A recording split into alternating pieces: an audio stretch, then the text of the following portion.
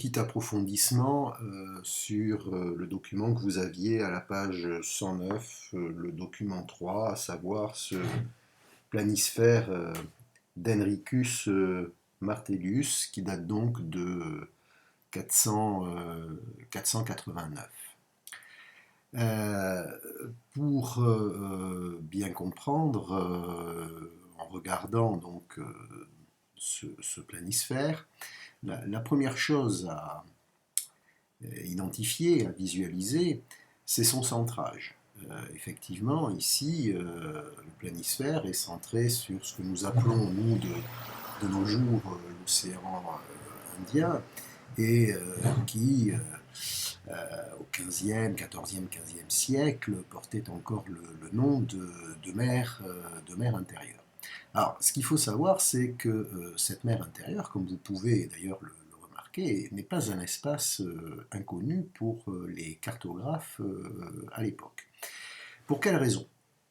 Elle s'intègre bien évidemment dans tout un faisceau finalement de routes qui appartiennent donc à ce qu'on appelait communément la route de la soie et qui globalement mettait en relation ici la Chine avec l'Occident et dont les points de convergence étaient situés ici bien sûr à Constantinople mais également à Venise. Or, ces routes de la soie, qui sont principalement des routes terrestres, étaient quand même relayées par un certain nombre déjà de voies maritimes qui, pour la plupart, avaient été ouvertes par les navigateurs chinois.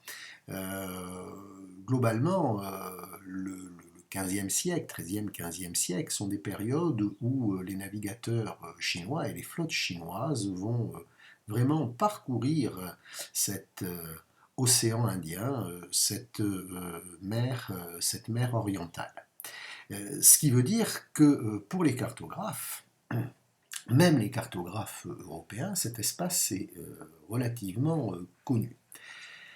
Le processus qui se met en place à partir donc de 1453 est le suivant.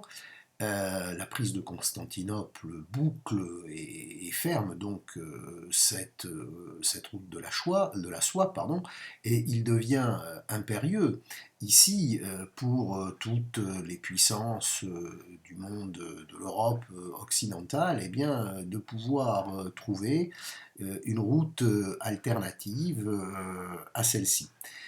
C'est en grande partie ce qui va guider les premières explorations conduites ici donc par les navigateurs portugais qui sont eux persuadés eh bien, que l'on peut effectivement relier l'Orient et l'Occident en partant de non plus